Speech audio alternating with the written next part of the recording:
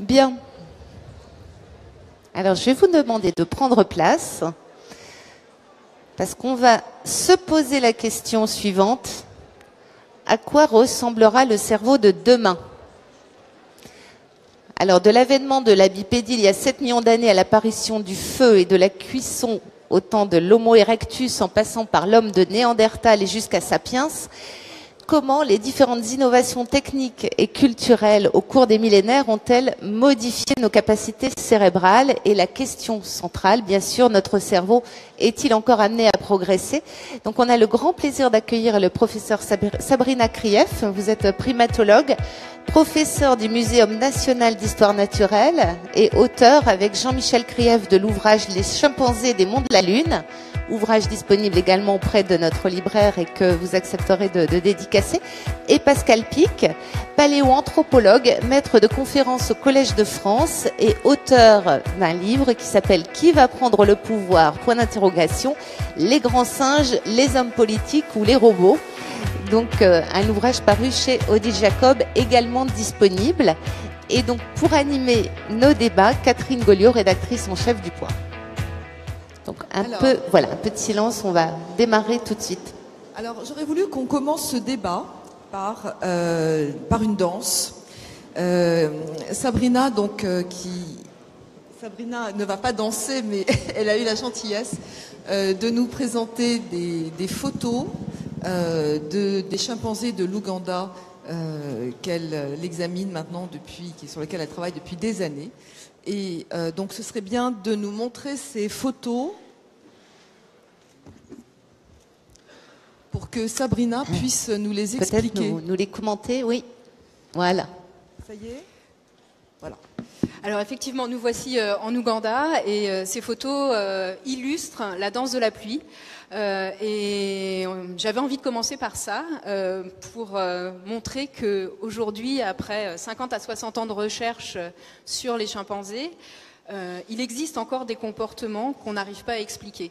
Donc celui-ci en particulier, c'est un comportement culturel dans le sens où il n'est pas universel chez tous les chimpanzés. On ne peut pas l'expliquer par la génétique ou par l'environnement. Des communautés voisines le pratiquent pour certaines et ne le pratiquent pas pour d'autres.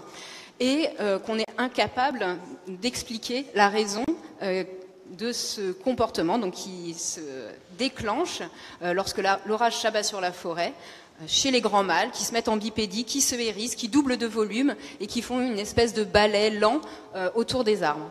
Donc tout ça pour dire qu'il existe des comportements qui peuvent paraître symboliques.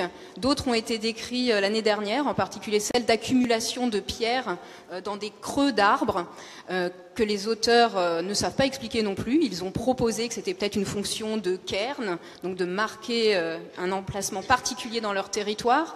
Peut-être quelque chose qui aurait une relation avec un arbre dit sacré. Pas mal d'hypothèses, mais pas encore de certitude.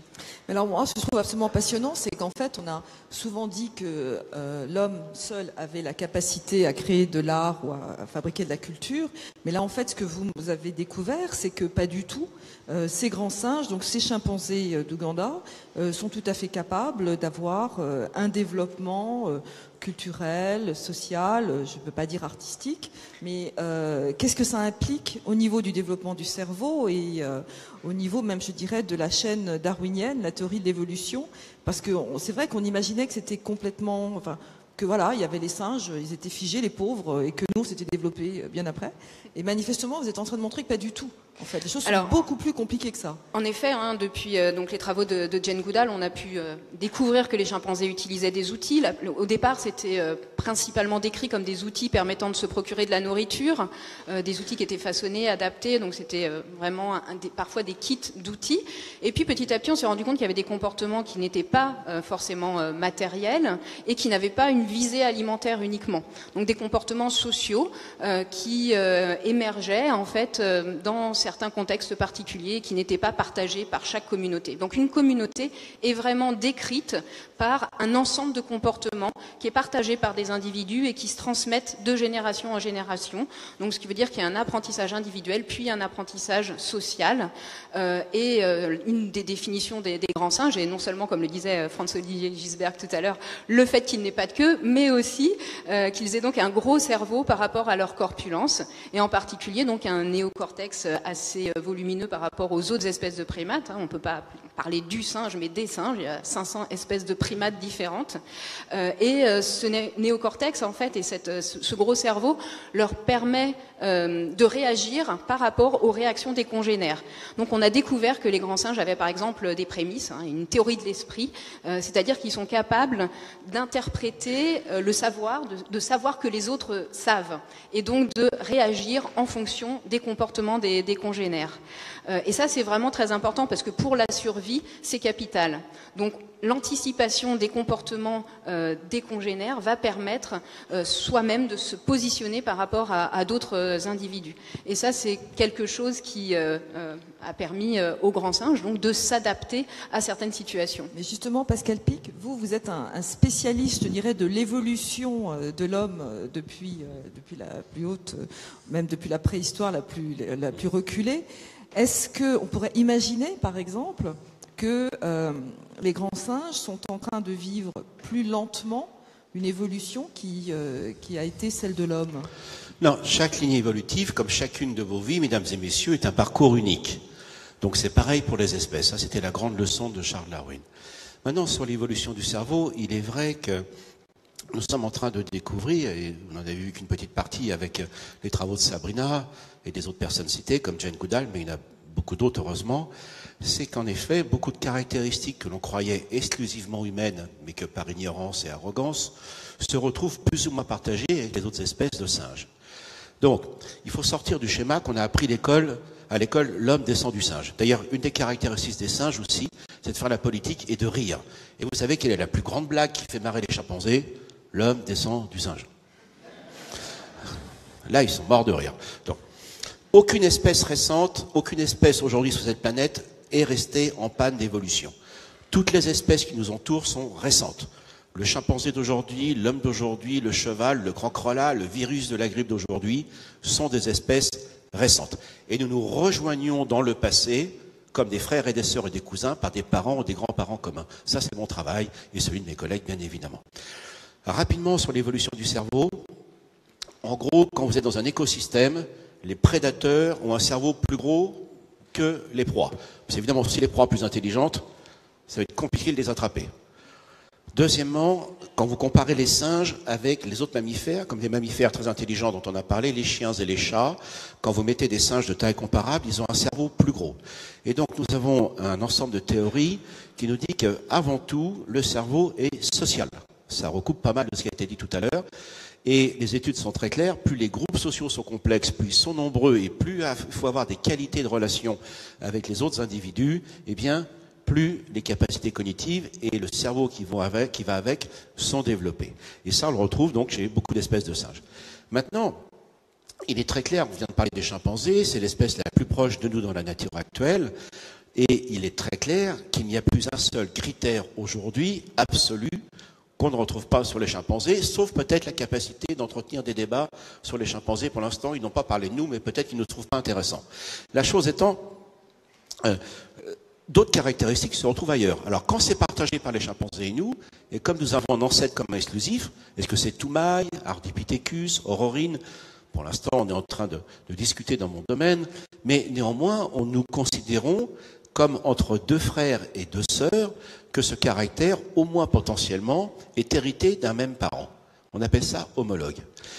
Maintenant, si on élargit un petit peu l'éventail des relations entre les espèces de singes, j'en citerai qu'une qui est absolument formidable, qu'on appelle les singes capucins, que vous voyez dans tous les films, ils sont adorables, ils font des mimiques. Et ces singes capucins, c'est une lignée qui s'est séparée de la nôtre avec celle des chimpanzés, soyons clairs, il y a plus de 30 millions d'années, si ce n'est 35 millions d'années. Et vous savez quoi? Ces singes capucins, aujourd'hui, nous servent, notamment au laboratoire de Yale et chez notre ami Franz de Waal à Atlanta, à tester les théories économiques de Daniel Kahneman. Et j'interviens beaucoup dans le monde économique et social, et quand je leur explique le comportement pour faire des négociations chez les chimpanzés, les macaques et les capucins, je peux vous dire qu'ils ont du boulot pour rehausser le niveau de l'enseignement à HEC. Je ne plaisante pas. Ils ont des stratégies extraordinaires. C'est-à-dire qu'en fait, ils sont capables de négocier, d'évaluer, d'échanger. Donc, ce qu'il faut bien comprendre, c'est que, bien sûr, on parle beaucoup des chimpanzés et des hommes, et on va y revenir, mais que des formes, cette fois-ci, on ne dira pas homologues, mais analogues de comportement, sont apparues aussi chez d'autres espèces. Donc, c'est pas complètement unique. Voilà. Donc, et beaucoup de collègues me reprochent du domaine de la philosophie, enfin une partie de la philosophie et même une partie des sciences humaines, d'animaliser l'homme. Mais pas du tout. En fait, ce qui se passe, c'est qu'on s'aperçoit que les chimpanzés, ou l'histoire des orang-outans, tu en parleras peut-être, etc., en fait, les problématiques et les grilles d'analyse des sciences humaines s'appliquent dans le champ de l'étude de l'évolution des grands singes. Rapidement sur l'évolution du cerveau, notre ancêtre commun aux chimpanzés et à nous, il devait avoir un cerveau à peu près de 350-400 cm3 comme on a avec Toumaï. Chez les chimpanzés, les grands singes, ça va pas beaucoup évoluer en taille. Mais ça fonctionne bien, hein. Vous allez voir ce que va vous raconter Sabrina. La chose étant, ensuite on a les australopithèques avec Lucie. Ils ne sont pas plus grands que les chimpanzés d'aujourd'hui, mais ils ont un cerveau déjà un peu plus développé et avec des structures cérébrales vers l'avant, vers le néocortex qui sont un peu plus développées et aussi des aires pariétales qui sont très importants notamment dans la manipulation d'outils. Mais, Sabrina en reparlera, on sait que les chimpanzés ont des outils, des cultures, on fait même de l'archéologie préhistorique dans des groupes de chimpanzés. Ensuite, c'est les premiers hommes, où là, la taille corporelle n'augmente pas, mais le cerveau passe de 400 à 500, 600 cm3. Et là, on voit qu'effectivement, ils aménagent leur territoire, ils utilisent d'autres types d'outils, etc. Ensuite, c'est les premiers hommes. Les vrais hommes qu'on appelle les Homo erectus. Et là, c'est autre chose qui arrive, et ça a été dit par Pierre-Marie Ledo à propos de néoténie. Alors, je n'entre pas dans les détails, le terme est un peu galvaudé, mais il s'est passé quelque chose de tout à fait particulier dans l'émergence du genre Homo, les vrais hommes, les premiers Homo erectus. C'est-à-dire que, mesdames, là, je vais vous gâcher la journée, la grossesse devrait durer 20 mois dans notre espèce. Alors déjà, 9 mois, pas facile, 18-20 mois, pourquoi? Il y a une corrélation très forte entre la taille du cerveau de l'adulte, de la taille du cerveau du nouveau-né et la durée de gestation. L'essentiel de la neurogénèse se faisant normalement in utero. Et là, le petit naît à 9 mois, ça commence avec Homo erectus, et après sa naissance, il va poursuivre extra-utéro une croissance comme s'il était in utero. Et ça va jouer un rôle très important, ça a été dit dans les débats précédents, sur, comme je le dis, le petit naît, il passe d'un utérus maternel ou biologique à un utérus culturel dans lequel il va être imprégné les bruits, les langues, etc. Et ça, à partir de là, on a des gènes, parce que le débat précédent qui est sur les gènes, ont été, il y a 2 ans, mis en évidence certains gènes qui permettent d'expliquer, au niveau des cellules souches qu'on a évoquées, une multiplication beaucoup plus rapide des neurones du neurocortex. Mais il faut rappeler que les chimpanzés et les grands singes, tu l'as dit Sabrina, nous avons 2 choses qui se développent beaucoup plus vite que chez les autres espèces de singes qui sont très intelligentes, qui sont le cervelet et qui sont le néocortex. Et là c'est important, pourquoi? Parce que l'intelligence des grands singes vient aussi de leur capacité, j'ai parlé du cerveau social, mais également leur capacité de se déplacer dans un espace à 3 dimensions. Mesdames et messieurs, quand vous faites plus de 40 kilos et que vous êtes à 30 mètres de hauteur dans la canopée et que vous loupez une branche, c'est rapide. D'accord? Et donc là, on a une intelligence spatiale. Mais on n'a pas des neurones de l'intelligence spatiale dissociés des neurones de l'intelligence sociale. Et puis en plus, il y a les intelligences techniques et tout ça, l'évolution humaine, je m'arrêterai là, va le développer. Et ces gènes tout à fait particuliers, on les retrouve chez Néandertal, Denisova et nous. Vous avez parlé du fait que finalement l'enfant de l'homme est un prématuré. Donc est-ce que... Non, c'est pas tout à fait le terme. On peut le mettre entre guillemets, mais un prématuré, c'est un petit gamin qui est pas peu développé. Oui, mais par rapport à ce qu'il aurait dû être, il naît un peu trop tôt. Écoutez, vous avez des enfants, ma chère Catherine? Ben oui, bon, oui. ok. Ils sont grands. Le petit bébé humain est énorme. Il n'y a que les hommes qui n'ont pas accouché pour dire que ça passe tout seul. En fait, vous gardez maman gorille, qui vous en conviendrait est un peu plus costaud que vous. Et ben maman gorille a mis un petit gorillon au monde à 8 semaines et demie. Il y a 2 semaines de plus chez nous. Et le petit gorillon fait 1,5 kg, 1,7 kg et son cerveau fait autour de 200 cm3. Le petit bébé humain, il fait 3,5 kg en moyenne avec un cerveau 3 fois plus gros. Et ben ça, c'est pas être prématuré. Le bébé humain est énorme, d'où cette capacité ensuite d'apprentissage énorme. Au niveau justement de l'apprentissage, on en avait parlé. Voilà. En fait, la durée de l'apprentissage pour l'homme est beaucoup plus longue pour le bébé homme. Alors c'est un plus, c'est pas prématuré. Mais oui, mais en même temps, il n'est pas terminé. C'est ce que vous disiez. Voilà, il y avait l'utérus féminin, l'utérus après, voilà, extérieur. La vie après. Comment ça se passe avec le singe, avec le chimpanzé, et l'apprentissage du petit chimpanzé, comment ça se passe? Alors effectivement, en fait, le cerveau de l'homme va encore continuer à grossir. Donc pratiquement 3 fois et demi le volume qu'il avait à la naissance, alors que celui du chimpanzé va être multiplié par 2, 2,3. Donc ça fait un temps d'apprentissage aussi beaucoup plus long qui va permettre au bébé humain de s'imprégner de son environnement de façon plus précoce et donc avec un cerveau qui est plus encore plastique et qui a une capacité d'imprégnation plus forte. Chez le bébé chimpanzé, l'apprentissage est long aussi, extrêmement long. En fait, le sevrage lacté par rapport à la mère donc intervient vers l'âge de 3-4 ans. Donc jusqu'à ce moment-là, il va y avoir des interactions très très fortes avec la mère, mais l'apprentissage va se poursuivre au-delà puisqu'il va rester proche de sa mère jusqu'à 8-10 ans. Ensuite, les mâles vont aller rejoindre les grands mâles qui, eux, vont rester dans leur communauté de naissance et les femelles vont migrer à l'adolescence. Et ce qui est assez exceptionnel, c'est que ces femelles qui migrent, en fait, au travers de mes travaux, j'ai pu avoir la chance d'explorer la question de l'automédication chez les chimpanzés et donc de découvrir que les chimpanzés sont capables d'utiliser une gamme de plantes relativement large pour améliorer leur état de santé. Ce qui veut dire que quand la femelle chimpanzé va migrer, elle va arriver dans un nouvel environnement avec des nouveaux congénères et il va lui falloir s'adapter non seulement à ce nouvel environnement et à des pratiques qui potentiellement seront différentes, vu qu'on a vu tout à l'heure que chaque groupe avait des cultures propres. Donc ça veut dire que la femelle chimpanzé, au-delà de l'adolescence, va encore apprendre et va continuer à observer des congénères.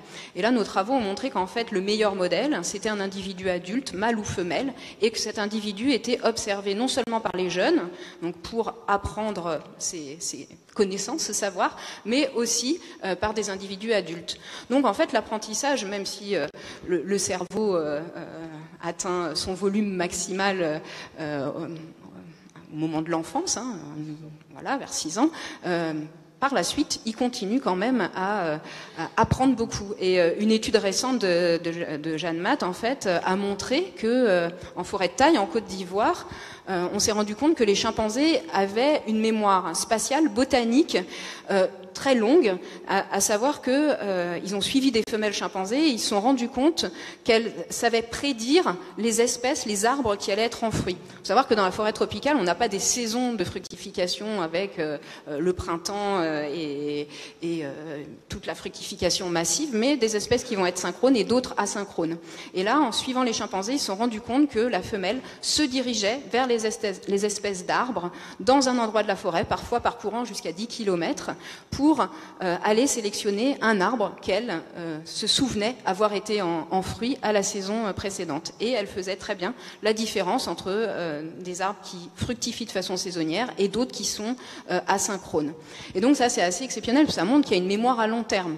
Il y avait des choses aussi exceptionnelles sur la mémoire des chimpanzés qui avaient été montrées par, en particulier, le professeur Matsuzawa au Japon, donc cette fois-ci en laboratoire, qui montre que les chimpanzés ont une mémoire de travail aussi bien supérieure à celle de l'homme d'ailleurs. C'est-à-dire qu'on leur projette sur des écrans des chiffres de 1 à 9 pendant 7/10 de seconde et les chimpanzés doivent toucher les endroits où ces chiffres apparaissaient dans des petits carrés dans le bon ordre. Et ça, Ayumu, donc un des chimpanzés qui avait été entraîné à ça, est capable de le faire avec un taux de succès de 80%. Ensuite, Matsuzawa a essayé de tester des humains, et là, le taux de succès des étudiants qui avaient été entraînés pendant 3 mois à faire cette manip est de la moitié, 40% seulement réussissent à passer ce test. Donc en fait, voilà, la question de l'intelligence des animaux, elle se définit souvent par rapport à l'intelligence humaine, et on essaye de comprendre cette intelligence en se référant à nos propres critères, mais dans certaines conditions, les chimpanzés sont bien supérieurs à nous, même si ça fait 20 ans que je travaille dans le même environnement, je suis incapable de me diriger pile poil vers le bon arbre qui va être en fruit alors que les chimpanzés le sont.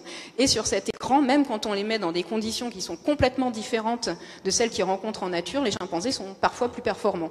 Mais est-ce qu'on constate, parce que ça on le constate chez l'homme,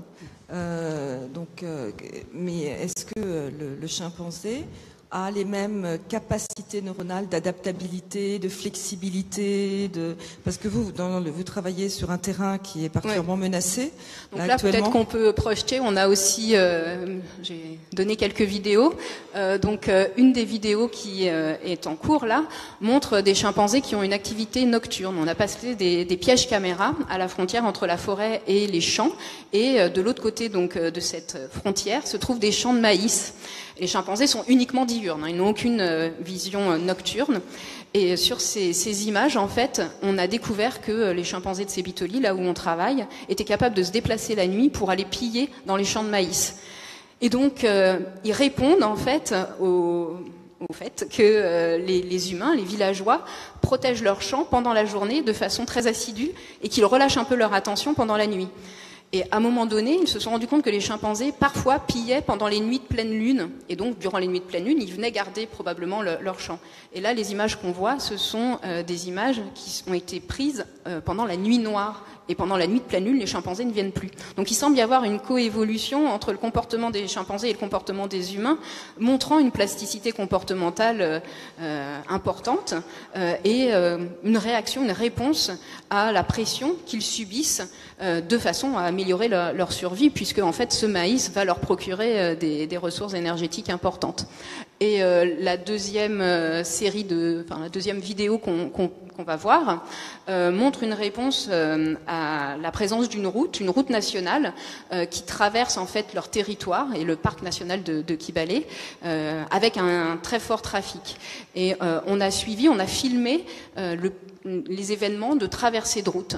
Et en fait, on s'est rendu compte que la façon dont les chimpanzés s'organisaient pour traverser la route était différente de la façon qu'ils avaient de se déplacer en forêt, puisque en général, les mâles dominants menaient la traversée et surtout parfois mettaient en place des comportements permettant de limiter les risques pour les animaux les plus vulnérables, les jeunes chimpanzés, les femelles avec des enfants et les individus mutilés par les pièges. Sur la vidéo, vous avez pu voir le mâle alpha, donc le mâle dominant, qui attend que le jeune qui le suit entreprenne sa traversée avant de poursuivre sa route. Donc ça, ce sont des événements récents dans la vie de la communauté, du groupe, mais même le comportement qui est mis en place avant de traverser, donc de garde, de surveillance, montre qu'ils ont conscience du risque, qu'ils ont conscience du danger. Ça nous apprend beaucoup de choses aussi autour de la question de l'automédication, parce que bien sûr, on peut se demander s'ils perçoivent chez les congénères les blessures, puisqu'on parle bien d'automédication et pas de soins, mais oui, a priori, ils sont capables de détecter le risque, les blessures. Après, la réponse qu'ils y apportent n'est pas forcément celle qu'on pourrait attendre de la part d'un humain. C'est-à-dire qu'il n'y a pas de soins aux congénères, en tout cas pas fréquemment. Et cette plasticité du comportement, est-ce que on l'observe dans l'histoire de l'évolution du cerveau? Oui, et je vais vous donner, parce que Sabrina a lâché le terme de coévolution, il y a une autre caractéristique à part celle que j'ai donnée sur la tricyclicité secondaire, enfin ce phénomène tout à fait particulier qui se passe autour de la naissance, les aspects génétiques qu'on a mis en évidence, etc. Mais il y a un autre aspect que j'appelle la deuxième coévolution. C'est-à-dire que, et le terme était beaucoup employé dans les débats précédents, nous sommes des espèces, et surtout nous les humains, encore plus que les chimpanzés d'ailleurs, très plastiques d'un point de vue biologique, physiologique, morphologique, c'est la taille et la forme, et également cognitif. Donc ça nous amène au cerveau. Nous sommes extrêmement sensibles à la création de nos environnements techniques et culturels et aux usages des techniques. Quand les Homo erectus vont inventer le feu, il va y avoir la cuisson. Et la cuisson, c'est pas pour la viande. La viande crue, tartare, carpaccio, ça passe bien, du moment que la viande est fraîche. Heureusement que Francis Gisbert n'est pas là. Maintenant, la cuisson, c'est surtout pour les végétaux. Je vous propose un tartare de patates crues. Et qu'est-ce qui se passe là? Parce que Sabrina y reviendra certainement. Ça veut dire que ils n'ont pas inventé d'abord le feu pour se dire attendez les mecs, on a un petit cerveau. Si on inventait la cuisson pour détoxiquer les tubercules, ça serait bien, on serait plus intelligent, on inventera Normal Sup. Non. En définitive, ils ont inventé le feu, ils ont utilisé la cuisson. Il faut savoir que la cuisson est une prédigestion, ça détoxifie les nourritures végétales, parce qu'il faut savoir qu'il y a plein de produits chimiques secondaires que connaissent très bien les chimpanzés d'ailleurs, et qu'à partir de là, ça va faire deux choses. Alléger les charges masticatrices et rendre beaucoup plus efficace et d'un point de vue économique, c'est-à-dire de la physiologie, la consommation de nourriture. Donc du coup, les hommes vont se dégager de ces contraintes longues de quête de nourriture. Il y en a toujours, de mastication. Et qu'est-ce qui va se passer ? Le cerveau est l'organe qui consomme le plus d'énergie pour nous. Hein, c'est 20% de notre métabolisme quotidien pour nous les adultes. Grâce à Neuroplanète, on est à 25% aujourd'hui. Mais les enfants, les jeunes enfants, c'est pour ça qu'ils ne sont pas prématurés, je n'aime pas le terme. Chez un jeune nouveau-né, 80% de l'énergie, sous contrôle de mon ami Eustache, est consacrée au développement du cerveau. Donc il pompe tout, le gars. C'est pour ça que les gamins de 4 ans, ils n'arrêtent pas de bouffer. Ils veulent du goûter, ils veulent du Nutella. Ça pompe énormément d'énergie. Pas de Nutella. Non, pas de Nutella, surtout pas pour les orang-outans. Enfin, en tout cas, du chocolat. Et même là, il y a des problèmes d'ailleurs. Et la chose étant, ça va faire sauter un verrou physiologique. Alors je précise immédiatement que dans l'évolution, ce n'est pas parce que c'est arrivé que ça devait arriver. Mais c'est arrivé. Donc, à partir de là, le cerveau va se développer. Homo erectus, rapidement, la taille du cerveau va doubler.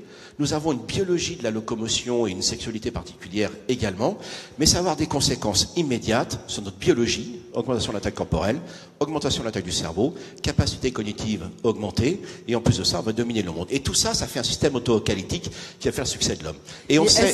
Est-ce que ce cerveau, donc de l'Homo Ouais. erectus, est-ce qu'il a, et c'est ça, encore développé? C'est-à-dire, Oui. en gros, est-ce qu'on a la grosse tête aujourd'hui alors que Non, on a une nos petite ancêtres avaient la tête, on a une petite tête? petite tête, vous allez voir la suite. Donc, qu'est-ce qui s'est passé? C'est qu'effectivement, on arrive aux derniers hommes qu'on appelle les hommes de Néandertal, qui n'est pas notre espèce, les Homo sapiens, ça c'est nous, et les hommes et les femmes de Denisova, ça on ne les connaît pas trop ceux-là, on a que l'ADN, mais en gros, il faut savoir que l'homme de Cro-Magnon, c'est l'Homo sapiens qui vient d'Afrique, qui prend le nom de Cro-Magnon chez nous, mais l'Homo sapiens d'il y a encore 15 000 ans était beaucoup plus costaud que nous, avec un cerveau de 1500 cm3, nous on est à 1340, 1400, et Néandertal c'était 1600. Donc il y a eu un processus étonnant, et que je veux vous dire qu'en dessous du cerveau, il fallait voir les gars, vous les mettiez dans une première ligne de rugby, les All Blacks ne voient pas la balle. Non, parce que, mais ensuite l'agriculture, et donc je terminerai par cet aspect-là, pour vous dire comme nous sommes plastiques. On a tous appris à l'école que l'agriculture c'est absolument génial, bien sûr, le socle de nos civilisations est basé là-dessus. La chose étant, le fait qu'on dépende de moins en moins de nourriture dans leur diversité, que l'on dépende du succès des récoltes, que l'on dépende des pillards. On a restreint l'éventail de la variété, de la variation des ressources alimentaires, mais en plus de ça, s'il y a une chose qu'adorent les virus et les bactéries, c'est les villes. Et mesdames et messieurs, depuis 6000 ans avant Jésus-Christ, nous avons perdu 20 cm de taille corporelle, nous avons perdu la moitié de notre masse musculaire et squelettique, et nous avons perdu 200 cm3 de cerveau. Et ce n'est qu'après la Seconde Guerre mondiale, dans les pays développés, où on a regagné la taille corporelle, on n'a pas regagné la robustesse, et on n'a pas regagné les 200 cm3 de cerveau, ce qu'ils voient dans certains débats à la télévision. Mais donc, alors, non, attendez, ça veut dire tout quoi? ça pour Ça veut vous dire dire que nous sommes... On est plus bête que... Non, alors ça, j'adore quand les Néandertal. femmes me posent la question, parce qu'un jour, une journaliste de vos collègues, Catherine, me dit « Ah oui, mais on a un cerveau plus gros, mais un cerveau plus gros, on est plus intelligent. » Je dis « Vous savez, le cerveau des femmes est en moyenne un peu plus petit. » Non, c'est relatif. Ok. Bien sûr que c'est relatif, bien évidemment, c'est en moyenne que ça compte, mais on n'est pas moins intelligent. Mais vous voyez bien comment ce cerveau, en produisant des outils, des nouveaux usages, en changeant la société, a des effets rétroactifs sur lui-même en termes de capacité cognitive et même de volume. Donc la question qui se pose aujourd'hui, et c'est les débats absolument passionnants qui vont arriver, est-ce que nous entrons dans une troisième coévolution aujourd'hui avec les nanotechnologies, les biotechnologies et les intelligences cognitives? Et alors, vous en pensez quoi? On est mal barré. Ça veut dire quoi? On est mal barré parce que ça a été dit ce matin, on s'aperçoit qu'en effet, pas mal de critères sur le QI, on peut dire ce qu'on veut du QI, mais en tout cas, c'est une mesure, il y en a plusieurs, sur la libido, on en parlera certainement tout à l'heure, sur l'espérance de vie, tout ça est en train malheureusement de repartir dans l'autre sens. Et moi, ma grande crainte, puisqu'on parle des grands singes, c'est que nous sombrions dans ce que j'appelle le syndrome de la planète des singes. Ça, c'est dans mon dernier livre, que je vous conseille, voilà. Et ça, c'est l'influence des capucins, j'y peux rien. Et donc, très sérieusement, la vraie raison qui fait que les grands singes prennent le pouvoir dans les films n'est jamais dans les films. C'est dans la nouvelle de Pierre Boulle. C'est dans le chapitre 8. Et là, il y a une scène extraordinaire où les chimpanzés scientifiques, donc l'équivalent de mon collègue Eustache, mais sur la planète des singes, donc tout aussi brillant, ont chopé une femme qui ne parle pas, parce que ce sont les animaux sur la planète Soror. Et ils font une espèce de psychanalyse hypnotique, ils extraient sa mémoire profonde. Et elle dit ceci: tout allait pour le mieux sur la planète Soror. Nous avions des machines qui produisaient les biens nécessaires à notre vie de tous les jours, et nous avions domestiqué les grands singes qui pourvoyaient au service les plus délicats. Mais au fil du temps, nous avons été pris d'une paresse intellectuelle et physique. Même les livres enfantins ne nous intéressaient plus. Et pendant ce temps, ils nous observaient. En fait, c'est la servitude volontaire de la boétie. Aujourd'hui, c'est aussi le maître et l'esclave de Hegel. Hein. Exact, également. Aujourd'hui, le pire danger qui nous guette, mesdames et messieurs, c'est le confort. C'est le confort. Et je vous conseille un autre livre qui n'est pas de moi, de Charles-Édouard Bouet, qui est le CEO du cabinet Roland Berger, donc le PDG du cabinet Roland Berger, qui est un cabinet allemand de prospective qui est absolument remarquable. Il a créé un livre que je vous conseille aussi, mais après le mien quand même, qui s'intitule La chute de l'Empire humain. Il emploie quasiment les mêmes termes. Il dit le pire danger auquel nous serons confrontés, nous les humains, et c'était très bien dit par professeur Eustache et les autres, c'est que le cerveau, c'est une machine qui est faite pour fonctionner. On sait que bien vieillir, c'est continuer à fonctionner à tous les égards. Et si nous cessons de solliciter notre cerveau face aux facilités que nous apporteront les intelligences artificielles, la robotique, etc., eh bien, nous cesserons d'être des humains. Mais en ce qui concerne les singes, l'avenir est aussi... Catherine ? L'avenir est aussi dramatique, en tout cas même plus sûrement dramatique encore, parce que en tout cas les espèces, enfin les communautés sur lesquelles vous travaillez sont menacées aujourd'hui, et notamment sont menacées à cause des pesticides. Et vous avez fait des découvertes assez atroces. Est-ce que vous pouvez nous en parler? Oui, alors peut-être que dans le même sens que les humains, en fait, ils se rapprochent de la facilité en allant piller des ressources très énergétiques que sont le maïs, mais en même temps, ils sont soumis à donc ce qui se trouve sur ces cultures, et à la frontière du parc, en fait, on trouve des monocultures de thé, donc des cultures de maïs, de bananes, que les chimpanzés donc vont piller. Par contre, le thé, ils n'en consomment pas. Et donc, on a fait une étude sur l'exposition des chimpanzés aux pesticides, parce qu'on s'est rendu compte que 25% d'entre eux avaient des malformations faciales. Donc, une femelle a un bec de lièvre, et la majeure partie d'entre eux ont des narines complètement réduites. On a aussi vu ça chez les babouins qui partagent le même habitat, avec des narines ectopiques entre les yeux. Donc ça se voit beaucoup mieux puisqu'ils ont un nez long, les babouins, que chez les chimpanzés. Et l'étude de l'exposition a montré donc des néonicotinoïdes, l'imidaclopride, du DDT, qui théoriquement ne doit plus être utilisé dans l'environnement, sauf en Ouganda, mais à l'intérieur des maisons, et donc différents polluants, comme par exemple le chlorpyrifos, qu'on a retrouvé aussi dans la chair des poissons qui vivent dans l'habitat des chimpanzés. Donc avec Barbara Domenex, on travaille aujourd'hui à la compréhension en fait des mécanismes potentiels qui pourraient expliquer ces malformations chez les chimpanzés.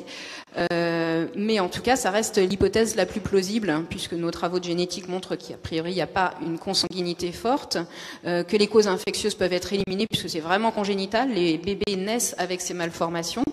Voilà, donc sachant qu'il n'y a pas d'autres facteurs confondants comme chez les humains, tels que le tabagisme, l'alcool ou les médicaments, c'est aussi inquiétant pour notre espèce, parce que c'est des espèces de sentinelles de ce qui risque de nous arriver. Et comme vous le disiez, Pour eux, c'est encore plus frappant parce que leur habitat se restreint énormément. Aujourd'hui, on estime que dans les 60 ans qui nous ont permis de les étudier, 75% des populations de grands singes ont disparu dans le monde.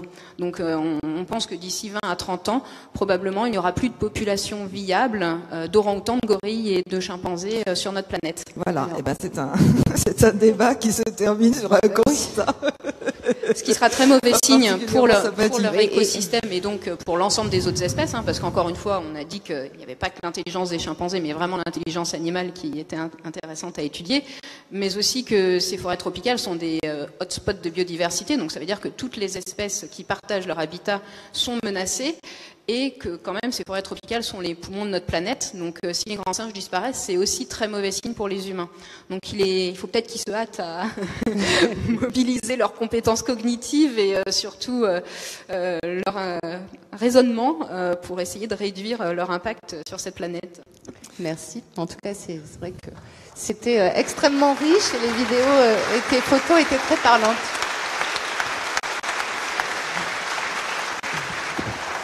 Alors, est-ce que vous avez des questions, peut-être une ou deux questions, donc à la fois sur tout ce qui vient de nous être expliqué, oui, nous être expliqué sur les singes ou l'encouragement à sortir du confort. Oui, monsieur.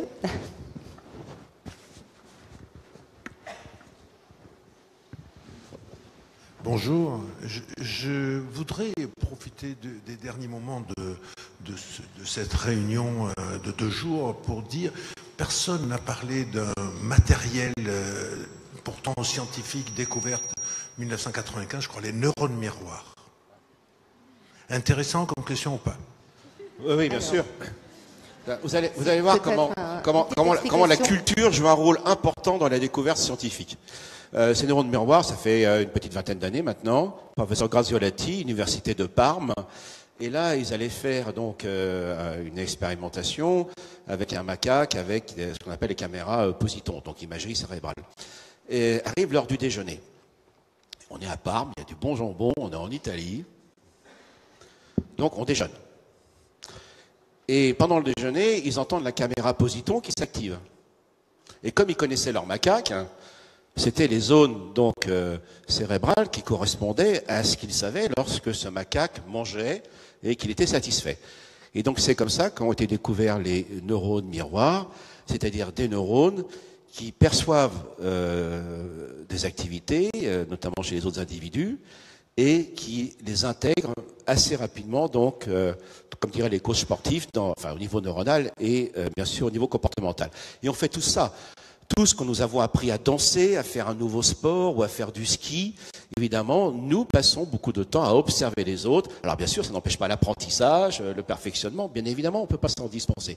Alors je vais vous dire pourquoi les différences culturelles sont importantes. J'ai travaillé beaucoup aux États-Unis dans les années 80, et aux États-Unis, on a un lunch bag avec 3 carottes,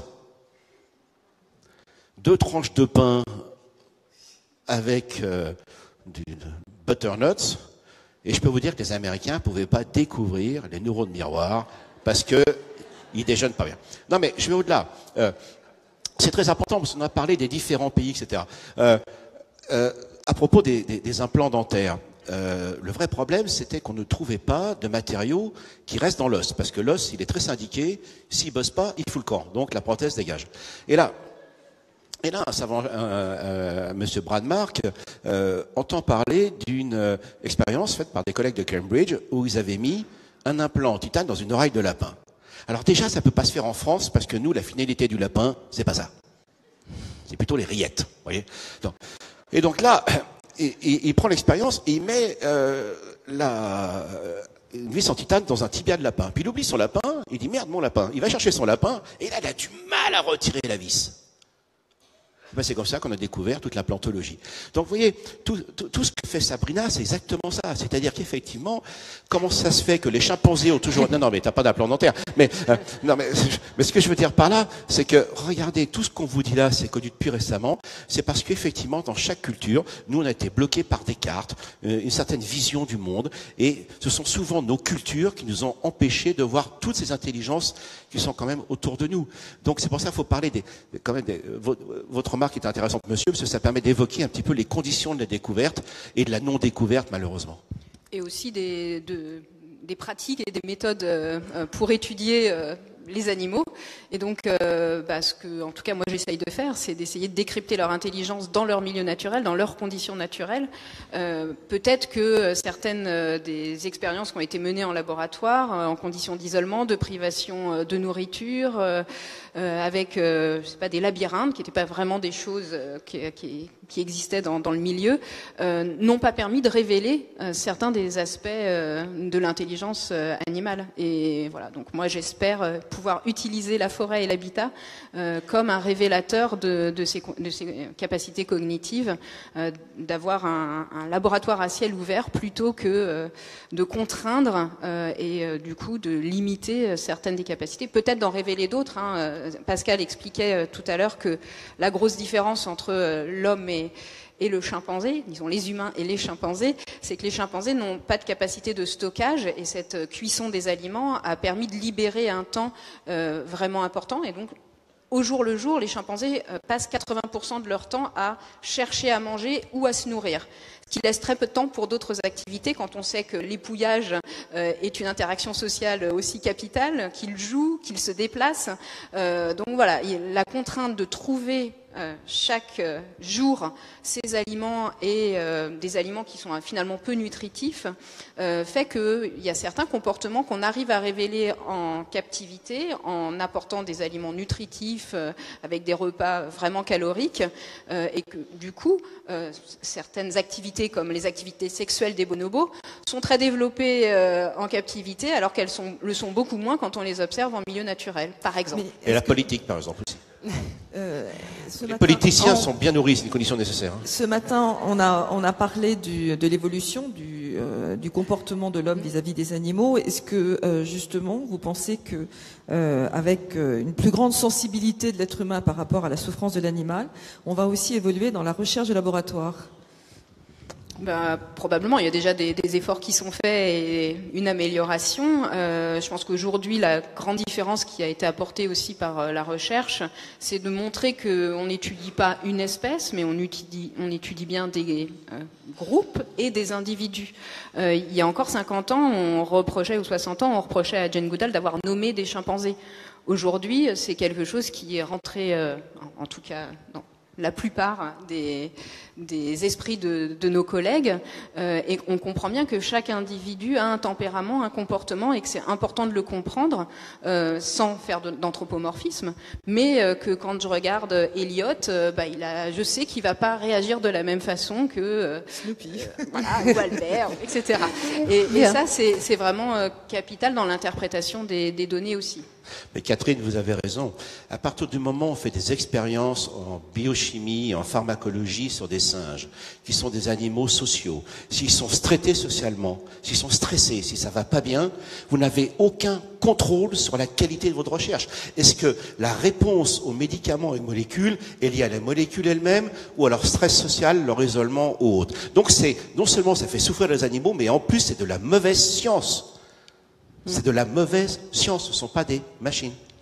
Merci. Merci beaucoup. On peut vous applaudir, vraiment. On arrive au terme de la conférence déjà. Et donc,